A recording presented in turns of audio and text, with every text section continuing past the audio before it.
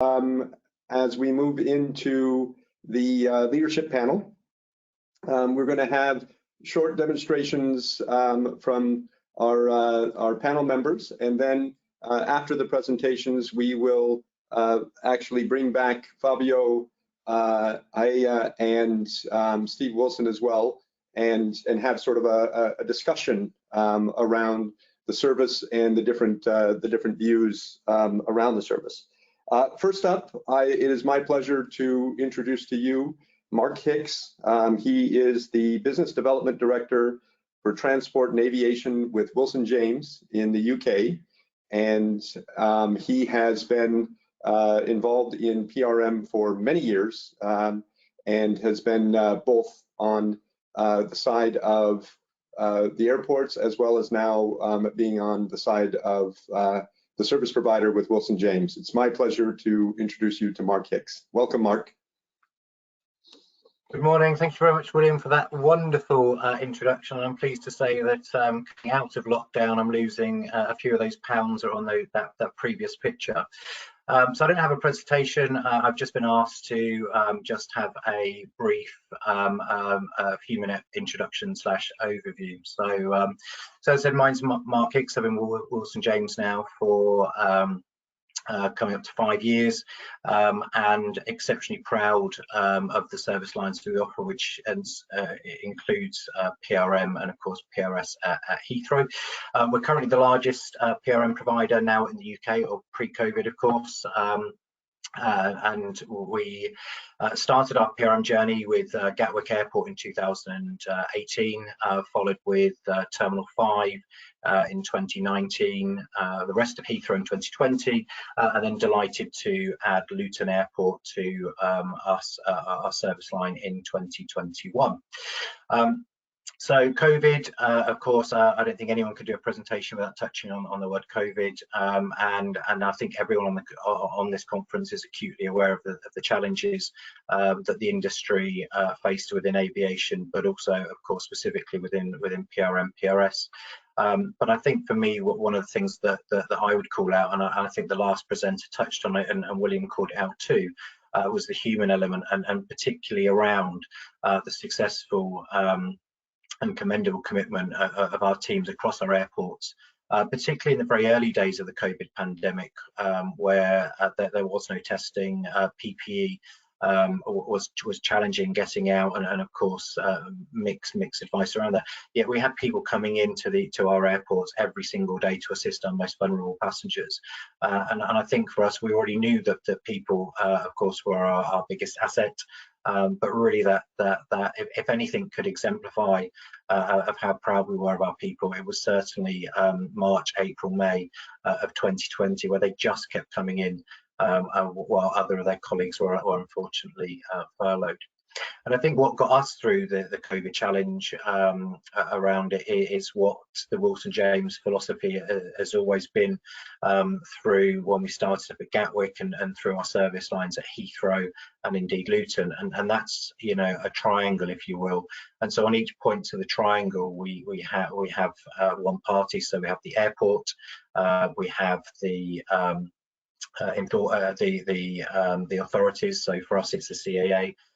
But also border force in that too, and then we have us as a provider. But of course, in the middle of that triangle, you have the PRM passenger, PRS passenger, and we've never forgotten that actually without those 3 points of that triangle working collaboratively with each other, then we won't get the right service.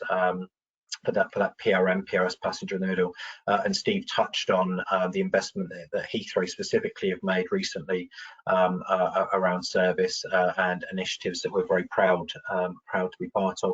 But I think what was second to none on top of our people throughout the COVID challenge was certainly the collaboration that we felt with our airports. You know, when we work with an airport on this service, it really is around partnership, collaboration. And I think that really was personified throughout, and still is in fact, as we come out into the recovery. So challenges now, what we're facing, and again, it won't surprise anyone to know that similar, I'm sure, to every airport in the land. So pre-notification, we're working very hard with airports and airlines around this, and quite often that's nobody's fault. Schedules are dropping in much later than they normally would. Flights are getting added, taken out. So there's a huge amount of scheduling going on within the airline industry, particularly certainly in the UK, as we come off an amber list, red list, and so on and so forth. So I think that that will continue to be a challenge for us for some time, but again, working with airlines and working with airports in partnership and collaboration, with no blame culture, which I think is super important. We are getting through that, and and we're working hard to make sure that the passengers don't suffer because of these last-minute flight changes. I think anxiety is high, and we knew that the travelling public anxiety was always something that we were mindful of within our training within Wilson James. Anxiety levels within the travelling public now are significant. Of course, face masks and so on, but also the different travel requirements of going in and out of countries, what's required from a vaccine testing perspective, and again, some of our passengers will come to the airport and not be really clear on that. So we've done a huge piece with our teams across our airports about really understanding that anxiety, but also understanding what the different requirements are where possible, because they continuously change. So Google and airport websites are currently our best friend. And indeed, working with Border Force, we're very lucky that generally we get some expedition at the border. But again, the checks coming into the country are much greater than they have been before, to make sure that the people are safe and COVID compliant. So where are we going?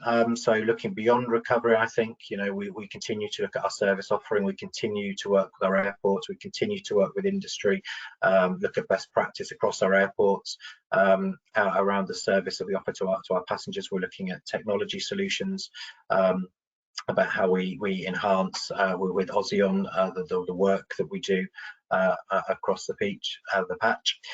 Data, of course, is integral to all of that, not only for a regulatory purpose, but also, of course, so we know our own performance. And again, the previous speaker touched on that with SLAs. So it's really understanding of our data, what it's doing, where we're going, and really how that makes us better.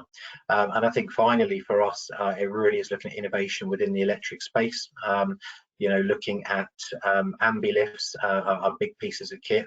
We use lots of them across our contracts, and really it's to understand where we can work with industry and suppliers to get to a stage where we have some really robust electric solutions in the airside operation, really to increase all of our sustainability credentials and do the right thing for the environment. So I'm guessing as Roberto's popped up, that's my my few minutes up. So I will pass back to Roberto.